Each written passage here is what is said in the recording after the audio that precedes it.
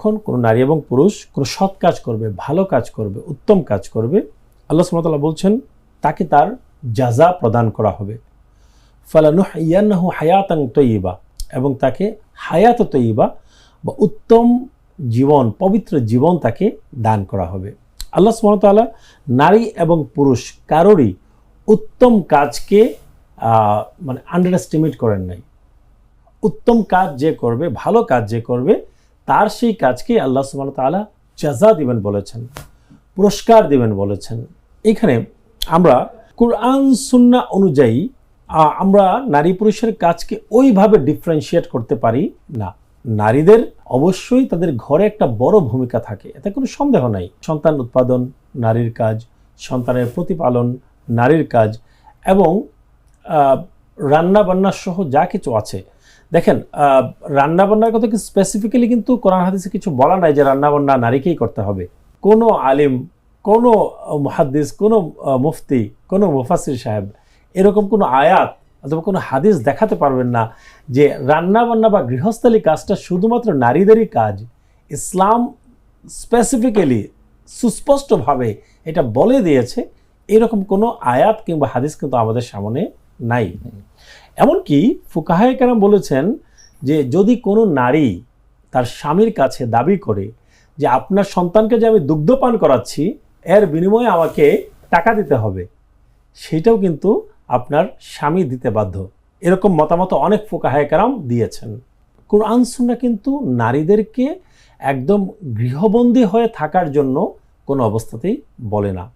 হ্যাঁ, আল্লাহ সুবহানাহু ওয়া তাআলা সূরা নূরের 30 নম্বর 31 নম্বর আয়াত যদি আমরা পাঠ করি, আমরা সেখানে দেখতে পাই যে আল্লাহ সুবহানাহু ওয়া তাআলা আমাদের উপরে পর্দা ফরজ করে দিয়েছেন। সবার আগে কিন্তু পুরুষের পর্দার কথা বলেছেন। পুরুষকে বলেছেন দৃষ্টি অবনত রাখতে, লজ্জাস্থানের হেফাজত করতে। পুরুষকে আগে বলেছেন, 30 নম্বর আয়াতে বলেছেন সূরা নূরের। 31 নম্বর আয়াতে নারীদেরকে পর্দার কথা বলেছেন।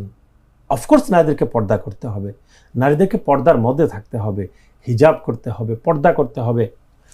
নারীদের যেই 3টা অঙ্গ, সাধারণত আপনার মুখমণ্ডল, ঠিক আছে, হাতের কবজি থেকে বাকি অংশ, টাকনুগিরার নিচ থেকে পায়ের পাতা, এই 3টা জায়গা ছাড়া নারীদের পুরো শরীর আবৃত থাকতে হবে।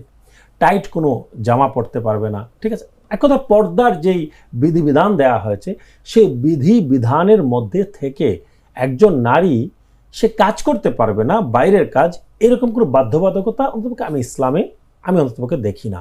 কারণ নবী করিম সাল্লাল্লাহু আলাইহি ওয়াসাল্লামের জামানাতে সহিহ হাদিসের মধ্যে এসছে, সহিহ বর্ণনা মতে নবী করিম সাল্লাল্লাহু আলাইহি ওয়াসাল্লাম সম্ভবত বিদায় হজ্জের সময় অথবা মক্কা বিজয়ের সময়ের ঘটনা, এটা উমরা করতে গিয়েছেন, হজ করতে গিয়েছেন, তখন একজন নারী ব্যবসায়ী নবী করিম সাল্লাল্লাহু আলাইহি ওয়াসাল্লামের কাছে এসেছেন এবং তিনি নবী করিম সাল্লাল্লাহু আলাইহি ওয়াসাল্লামের কাছে ব্যবসার পদ্ধতি সম্পর্কে জানতে চেয়েছেন।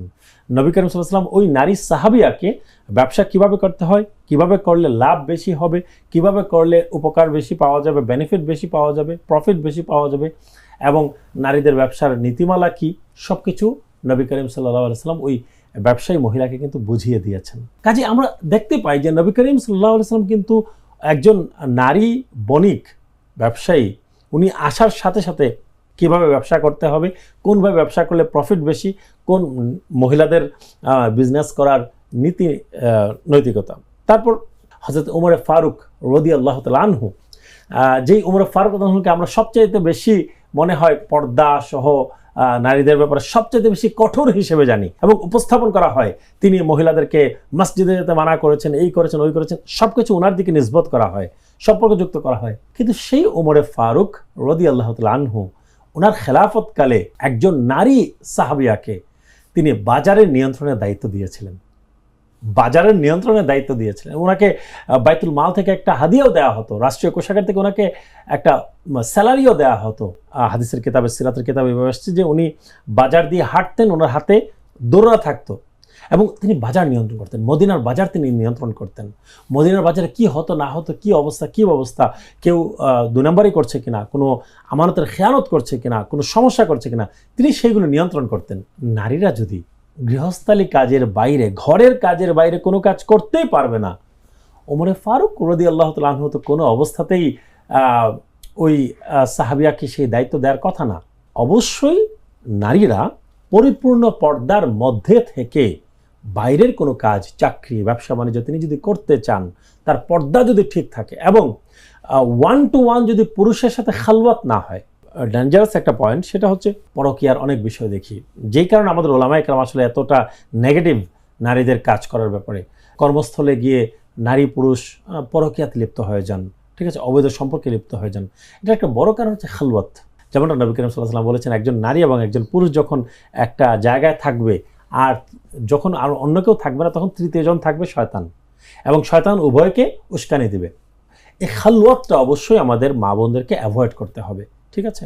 এই নারী এবং একজন নারী একজন পুরুষ কখনো যেন কোথাও যেন একত্রিত না হন, তাহলেই এই সমস্যাগুলো হয়। তো এই বিধিনিষেধগুলো আছে, সেই বিধিনিষেধগুলো মেনে নারীদের মনে হয় না চাকরি এবং ব্যবসা করতে কোনো ধরনের কোনো অসুবিধা আছে। নারীরা অবশ্যই চাকরি করতে পারেন ব্যাপারে।